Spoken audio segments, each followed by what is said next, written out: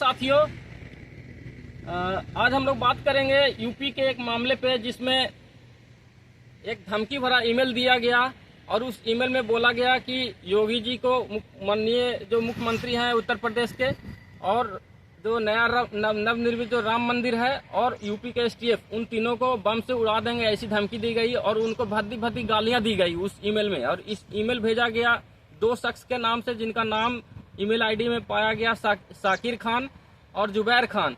लेकिन और इसके मुख्य जो सूत्रधार थे उनका नाम था देवेंद्र तिवारी। जो अपने उनके जब आप ट्विटर खंगालेंगे, उनका जब फेसबुक प्रोफाइल आप खंगालेंगे तो उस पर लिखा हुआ है देवेंद्र तिवारी ब्रैकेट में भारतीय अध्यक्ष भारतीय राष्ट्रीय किसान मंच गौ सेवक गौ रक्षक, समझ रहे हैं, ऐसा उनका प्रोफाइल में लिखा हुआ है। और तमाम 2-3 सालों से वो ऐसे थानों में तहरीर दे रहे हैं और ऐसे मामलों को उठाते रहे हैं कि हमें धमकी मिल रही है मुसलमानों द्वारा क्योंकि हम धर्म का काम कर रहे हैं, हम गौ रक्षा का काम कर रहे हैं। इसलिए वो लगातार उनके प्रोफाइल को जब आप खंगालेंगे तो ऐसे उनके बहुत सारे पोस्ट मिल जाएंगे लगातार। और उनका मुख्य मंशा क्या रहा है? मुख्य मंशा रहा है कि उनको सिक्योरिटी मिल जाए, उनको 10 पुलिस वाले मिल जाएं और उनको नाम हो जाए। तो उनका फोटो जो है माननीय मुख्यमंत्री योगी आदित्यनाथ के साथ भी मिला और इसके सूत्रधार वही थे। एक्चुअली जो दो नाम जो मैंने आपको बताया साकिर खान और जुबैर खान, वो दोनों मुसलमान नहीं थे। उन दोनों का नाम था ताहर सिंह और ओम प्रकाश मिश्रा। समझ रहे हैं, नाम मुसलमान का काम मिश्रा का। बदनाम किया जा रहा मुसलमानों को और इन बदनाम करने के चक्कर में जो है कौन फंस रहे हैं? मिश्रा जी फंस गए बिना मतलब के, ताहिर सिंह फंस गए बिना मतलब के, उनके बीवी बच्चों का क्या होगा? वो तो जेल चले गए। इस नफरत की राजनीति से किसका घाटा है? पहली बात समझिए, नफरत की राजनीति से घाटा किसका है? हमारे ही भाई बंधु जेल चले गए ना जी। तो इन एजेंडों में नहीं फंसना है। जो नफरत की जो राजनीति जो की जा रही है देश में, इन एजेंडों में आपको नहीं फंसना है। आपको ये इनका जो है देवेंद्र तिवारी का जो है एक कॉलेज भी चलता है, उसी कॉलेज में ये दोनों युवक नौकरी करते थे। इन दोनों युवकों को बोला गया कि एक आईडी बनाया, उन्होंने देवेंद्र तिवारी ने आईडी बनाया, आईडी बना करके और मेल करवाया, खुद को धमकी दिलवाया और उसमें बोला फोटो लगाया योगी जी का राम मंदिर का, उस पर कट कुट किया क्रॉस का निशान कि इसको उड़ा दिया जाएगा। इससे लोगों में क्या मैसेज आता है कि अरे मुसलमान तो है तो मुसलमान तो ये सब नफरत करवे करता है, मुसलमान तो धमकी देवे करेगा मुसलमान। इससे एक नैरेटिव गढ़ा जाता है जिससे इस देश में नफरत का माहौल क्रिएट होता है। ये एक मतलब नैरेटिव सेट किया जा रहा है इस देश में लगातार। लेकिन इस नैरेटिव सेट करने के चक्कर में हमारे जो युवक हैं वो फंस जा रहे हैं, वो जेल चले जा रहे हैं। और ये लगातार हो रहा है, ये आज नहीं हो रहा है, लगातार हो रहा है। जब तहकीकात की गई तो ये मामला खुल गया और अभी वो दोनों युवक जेल में हैं। और इससे पूर्व में ये देखिए, आपको कटआउट दिखाता हूँ, देखिए। औरंगाबाद में रची जा रही अयोध्या में हमले की साजिश, ये आया। फिर आपको ये देखिए, ये देवेंद्र तिवारी का आपको फोटो मिलेगा योगी आदित्यनाथ जी के साथ में।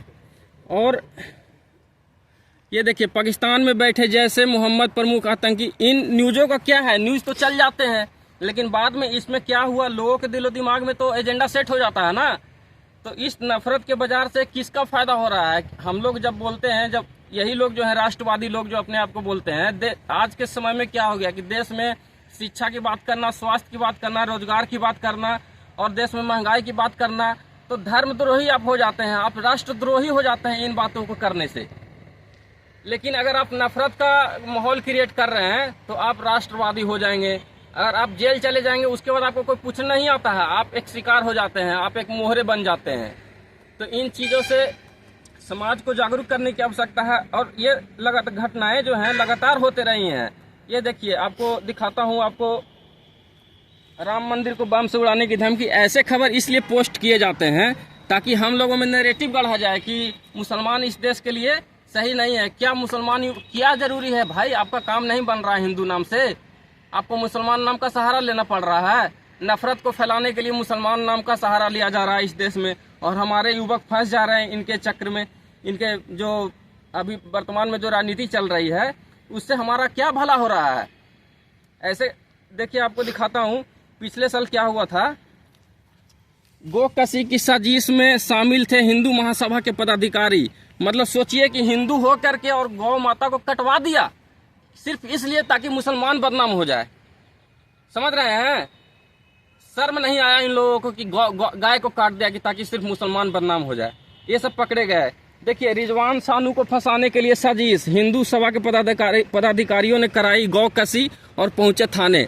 खुद गाय को काट दे रहा और थाना पहुंच जा रहा है कि देखिए मुसलमान गाय को काट दिया ऐसी, और फिर पकड़े भी जा रहे हैं और जिंदगी भर जेल में सड़ जा रहे हैं। इससे भला हो रहा है हमारे युवकों का? सोचिए, बुलंदशहर के 4 मंदिरों में तोड़फोड़ के लिए मुस्लिम समुदाय निशाने पे, जबकि चारों आरोपी हिंदू निकले।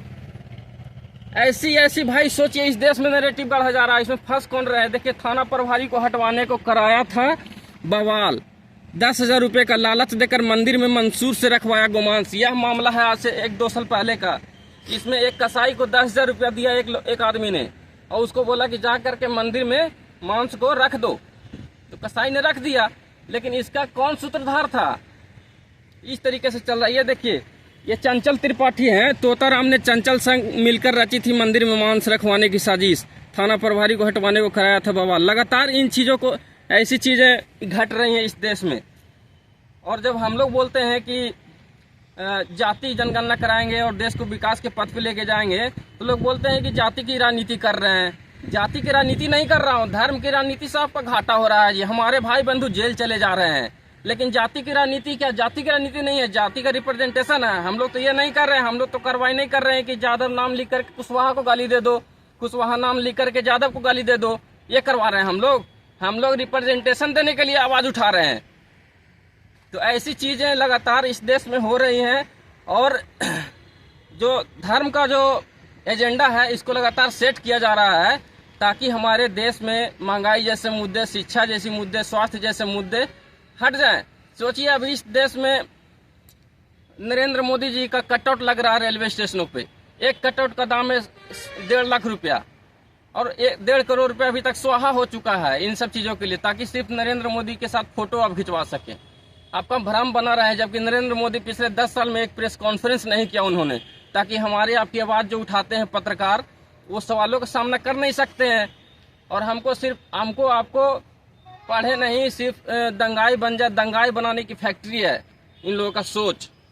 अगर हमारे ही युवक चढ़ जाते हैं, अभी कल फिलहाल एक हमारे साथी थे, जब मैंने BHU गैंग रेप पे कल मैंने वीडियो बनाया कि BHU के गैंग रेप में तीनों भाजपाई थे, IT सेल के शामिल थे तीनों युवक, और 2 महीने तक मध्य प्रदेश में वो चुनाव प्रचार करते रहे, और हमारी बहन को 15 मिनट तक नंगा किया गया, वीडियो शूट किया गया, गैंग रेप किया गया।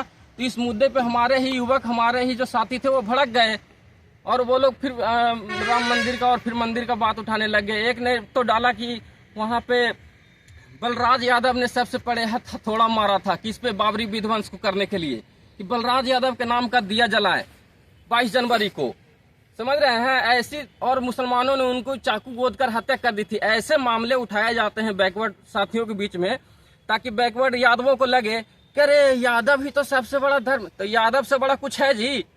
यादव बैकवर्ड और जो दलित है वही तो इस देश को चला रहा है, वही तो इस देश में पत्थर तोड़ रहा है, वही तो इस देश में सुरंग बना रहा है, वही तो इस देश में तमाम साफ सफाई का काम कर रहा है।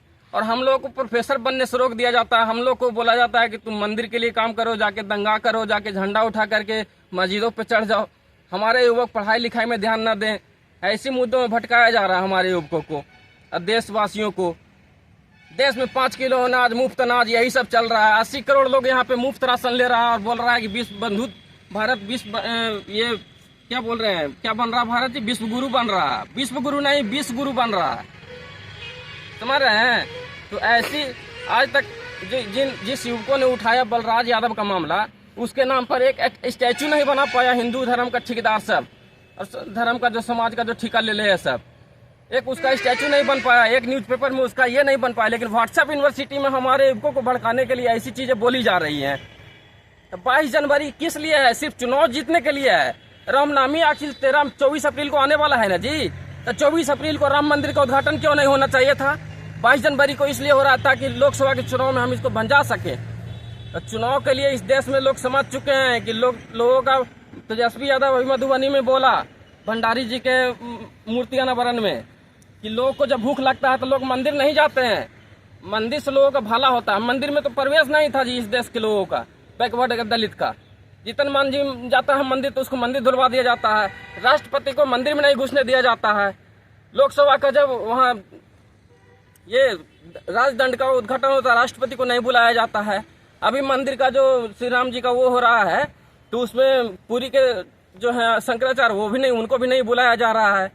तो धर्म का पर्याय बन गया, राम से भी बड़ा बन गया मोदी इस देश में। धन्यवाद दोस्तों, अभी फिलहाल आज के लिए इतना ही। जय हिंद, जय भारत, जय भीम।